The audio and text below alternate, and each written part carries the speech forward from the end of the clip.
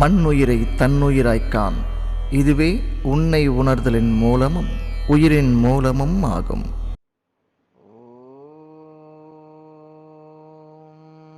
வயலிலே முளைத்த சென்னல் கலையதானவாறு போல் உலகினோரும் வன்மை கூறில் உய்யுமாறுதங்கனே.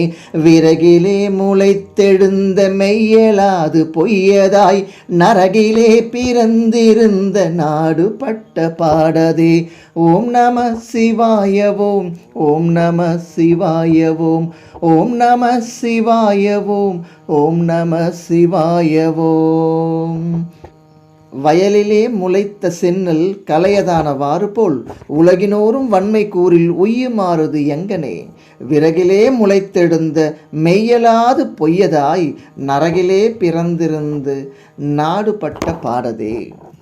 இப்படி இந்த பாடல் முடிச்சிருக்கு. முதல் வரியை பார்த்தோம் அப்படின்னா, வயலிலே முளைத்த சென்னல் கலையதான வாறு போல் பயிரிடுறாங்க. அந்த பயிரில் நெல்மணி தான் விளையணும். ஆனால் இங்கே என்ன சொல்கிறாரு, அந்த சென்னல் கலையாக மாறிடுச்சு அப்படின்றாரு. அப்போது உண்மையான என்ன கிடைக்கணுமோ அது அந்த வேருக்கு கிடைக்கல. அதனால் இது சென்னல்லாம் விளைய வேண்டியது கதிரா, அதாவது பயிராக இருக்குது, ஆனால் அதில் மணி இல்லை. அப்போ எல்லாமே அது பதராக விளைஞ்சிருக்கு. இந்த உலக வாழ்வியலில் நம்ம வாழ்ந்துக்கிட்டு இருக்கோம்.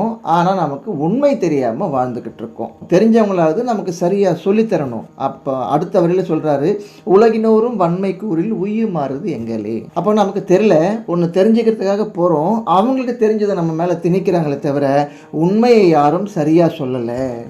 அந்த வாய்மை, வன்மை அப்படின்னா வாய்மை, அவங்களுக்கு தெரிஞ்சது என்னவோ அதை சொல்லி நமக்கு கொடுத்துட்றாங்க. ஆனால் உய்யுமாறுது, நான் எங்கே இதில் உய்வடைகிறது, எனக்கு எப்படி இதில் ஞானம் கிடைக்கிறது? அவங்க என்னென்னலாம் படித்தாங்களோ பார்த்தாங்களோ கேட்டாங்களோ இதை நம்மக்கிட்ட அந்த வன்மையாக பேசி நம்மக்கிட்ட திணிச்சிடுறாங்க. இந்த திணிப்பை வச்சு எனக்கு எப்படி மெய்ஞானம் கிடைக்கும் அப்படின்ற எங்கனேன்னு கேட்குறாரு. உலகினோரும் வன்மை கூறில் உய்யுமாறுது எங்கனே. எப்படி நெல் விளைச்ச பதரா மாறிச்சோ அதே மாதிரி இந்த பிறவி, நமக்கு இந்த மானிட பிறவி கொடுத்துருக்காங்க அப்படின்னா இது இறைவனோட இரண்டரை கலக்கணும், தன்னுடைய சீவனை சமாதியில் அடக்கிறதுக்கு தான் இந்த பிறப்பை கொடுத்துருக்காங்க. அதனால தான் அவ்வை மூதாட்டியார் கூட அரிது அரிது மானிடராய் பிறத்தல் அரிதுன்றாங்க. அப்போது எந்த ஒரு குறையும் இல்லாமல் நம்மளை இறைவன் படைச்சிருக்கான். நம்ம இந்த ஈசனோட இரண்டரை கலக்கிறது தான் இந்த பிறப்பே. இந்த இறை தத்துவத்தையும் இறை சக்தியும் உணர்ந்து ஆனந்தம் கொண்டு அறிவோடு இருக்க வேண்டும். இதுதான் குதம்பை சித்தர் சொல்கிறாங்க. ஆனந்தம் கொண்டு அறிவோடு இரு அப்படின்றாங்க. இப்போது நமக்கு கற்ற அறிவு, பெற்ற அறிவு, கேட்ட அறிவு, பட்ட அறிவு இப்படி தான் நமக்கு இருக்குது. ஆனால் உண்மையை உணர்கின்ற அறிவுன்னு ஒன்று இருக்குது. இதுதான் சித்தர்கள் எல்லாமே பரிபாஷையாக சொல்லி வச்சுருக்காங்க. பாடல்கள் எல்லாமே என்ன சொல்லுது அப்படின்னா பரிபாஷையாக தான் வச்சுருக்காங்க. இந்த யாதொருவர் இந்த பரிபாஷையை உண்மையாக நமக்கு விளக்கி சொல்கிறாரோ, உங்களுக்கு இந்த பாடலோட பொருந்தி இருக்கோ, அப்போ தான் நீங்கள் உண்மையை உணரவே முடியும். அதுதான் உலகினோரும் இதை பாரு எவ்வளோ வருத்தத்தோடு சொல்லியிருக்கா பாருங்கள் இந்த இடத்துல. அப்போது 3வது வரியில் சொல்கிறாரு, விறகிலே முளைத்தெழுந்த மெய்யலாது பொய்யதாய் அப்படின்றாரு.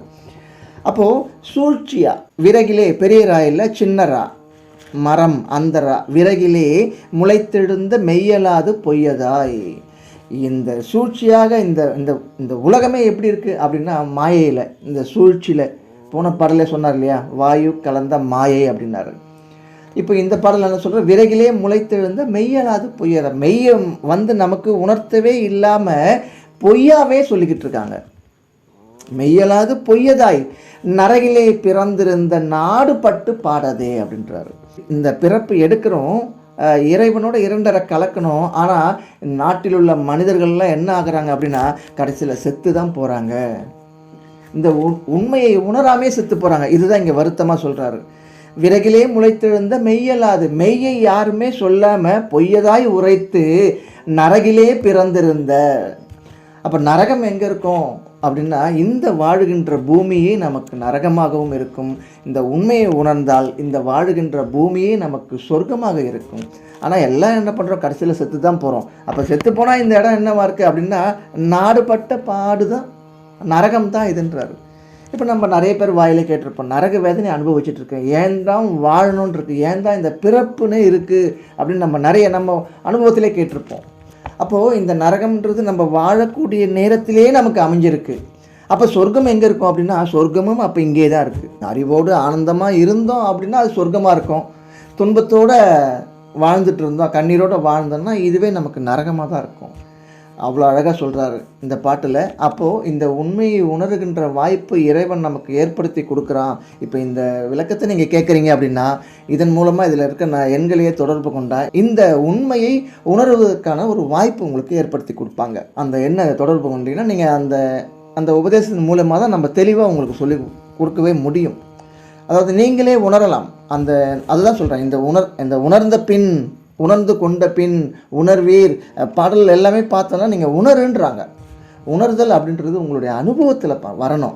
மனம் அடங்குவதை அங்கேயே உணரலாம்.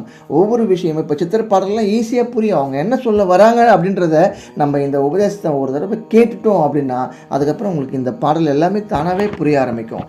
ஏன்னா அறிவை பேரறிவாக மாற்றுவது தான் இந்த உபதேசம்.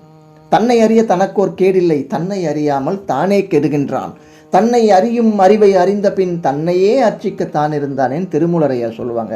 அப்போது இந்த அறிவை பேரறிவாக மாற்றுறது தான் இந்த உபதேசம். அதனால் முடிஞ்ச அளவுக்கு நீங்கள் இந்த உபதேசத்தில் கலந்துக்கிட்டு இந்த மெய்ஞானத்தை அடைங்க, வேறு ஒன்றும் இல்லை. நன்றி. வாழ்க நலமுடன். அன்பே அனைத்துமாய்.